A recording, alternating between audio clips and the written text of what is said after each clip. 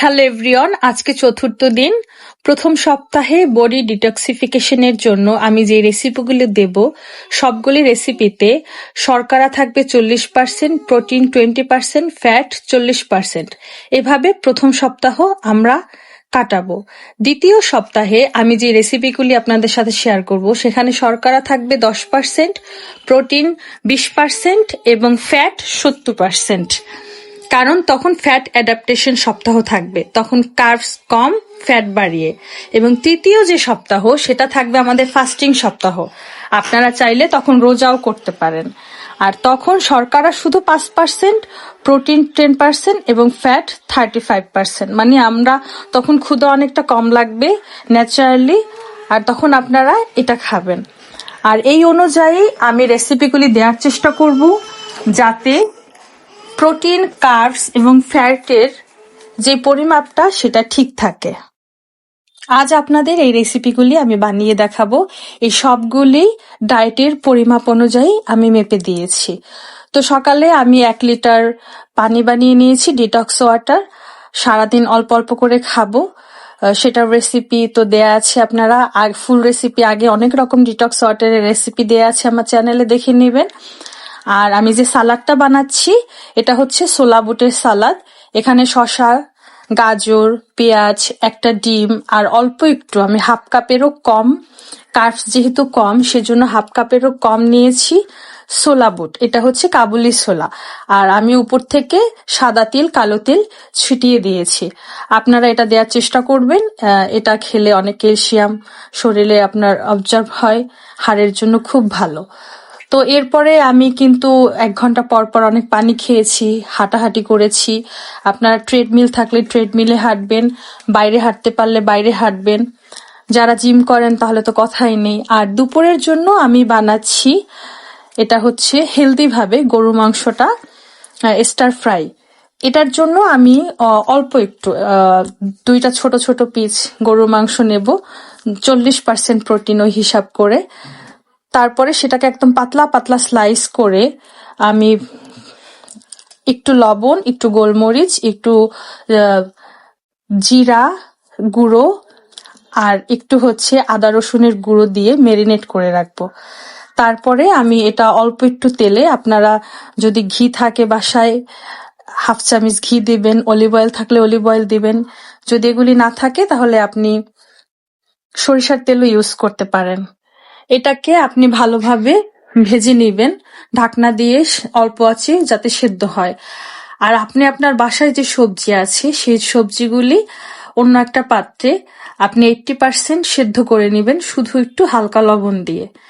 তারপরে যখন মাংসটা ভাজা হয়ে যাবে তখন এটাকে তুলে রেখে তার মধ্যে অল্প একটু রসুন কুচি দিয়ে একটু পানি দিবেন। তারপরে আপনার কাছে যদি থাকে চিকেনের স্টক ওইটা দিবেন, যদি না থাকে ওইটা হোমমেড বানানো যায়, সেটা আমি পরে রেসিপি দেব। সেটা দিয়ে একটু কর্নফ্লাওয়ার থাকলে কর্নফ্লাওয়ার দিবেন বা একটু ওটস দিবেন। আর যদি কিছু না থাকে কোনো কিছু দেওয়ার দরকার নেই। আবার পুনরায় আপনি সবজিটা এবং মাংসটা দিয়ে তখন হাই ফ্লেমে এটাকে স্টার ফ্রাই করে নেবেন। তারপরেই তো দেখছেন একদম সুস্বাদু অনেক হেলদি একটা ডিশ তৈরি হয়ে গেল। এখানে গুড ফ্যাট, প্রোটিন এবং অনেক ফাইবার আছে, বিভিন্ন মিনারেলস আছে।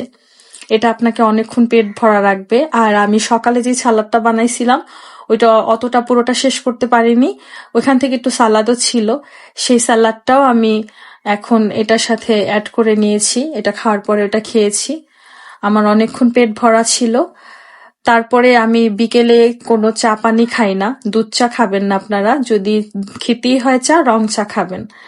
আর ডিটক্স ওয়াটার তো খাবেনই, পানি কিন্তু 2-3 লিটার খেতেই হবে।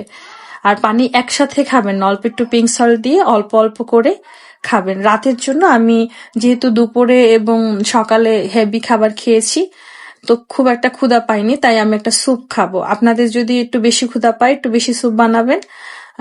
আপনাদের বাসায় যদি থাকে, লাউ থাকে, লাউটাও অ্যাড করতে পারেন। আমি দিয়েছি 2 রকমের ক্যাপসিকাম, গাজর। আপনারা লাউ, চাল কুমড়ো, মিষ্টি কুমড়া, টমেটো যেটা খুশি সেটাই দিতে পারবেন। এগুলি আমি কিউব কিউব করে কেটে নিয়েছি।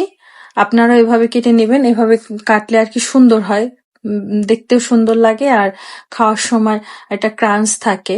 সবগুলো সবজি আমি একই রকমের কাটবো, সেজন্য আমি 3 রকমের সবজি সেম কেটেছি, সাথে পেঁয়াজ এবং একটা কাঁচামরিচ নিয়েছি। এরপরে এটা যখন আমি পানিটা ফুটবে তখন আমি সবজিটা দিয়ে সেদ্ধ করে নেব। যখন 80% সেদ্ধ হবে তখন একটা ডিম আমি ফেটিয়ে রেখে এটার মধ্যে দিয়ে দেব। ডিমটা দিয়ে দেওয়ার পরে একটু পরেই আমি একটু ধনেপাতা ডাঁটসহ দিয়ে তুলে ফেলবো।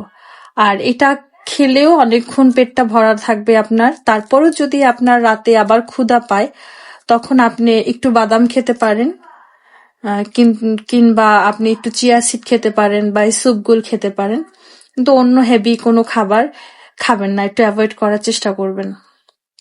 ধন্যবাদ সবাইকে আমার ভিডিও দেখার জন্য। আর আপনাদের যদি ভালো লাগে তাহলে সাবস্ক্রাইব করবেন, আমার খুব ভালো লাগবে। আপনাকে সাবস্ক্রাইব করলে আমি উৎসাহ পাই, আরো ভিডিও বানানোর চেষ্টা করব। আর আগামীকাল আমি অনেক মজার একটা ভিডিও দিব আপনাদেরকে, সেখানে থাকবে আমার প্রিয় প্রিয় খাবার। ডায়েট করলেই যে মজার খাবার খাওয়া যায় না সেটা একেবারে ভুল। মানে সুন্দরভাবে রান্না করলে, মজা করে রান্না করলে যে কোনো জিনিস খাওয়া যায় এবং অনেক টেস্টি হয়, হেলদি হয়। আমি এটাকে ডায়েট বলবো না, আমি তো এটা ডায়েট ছাড়াও সবসময় আমি এই লাইফ স্টাইলটাকে ক্যারি করার চেষ্টা করব। সবসময় সপ্তাহে অন্তত 5-6 দিন আমি এরকম হেলদি ফুড খাবো। বাকি 2-1 দিন বা একদিন যখন আমার এই সিরিজটা চলে যাবে 1 মাস পরে, আপনারা বাকি একদিন চিট করতে পারবেন। তার আগে এর মধ্যে কোনো চিট ডে করেন না। ধন্যবাদ সবাইকে।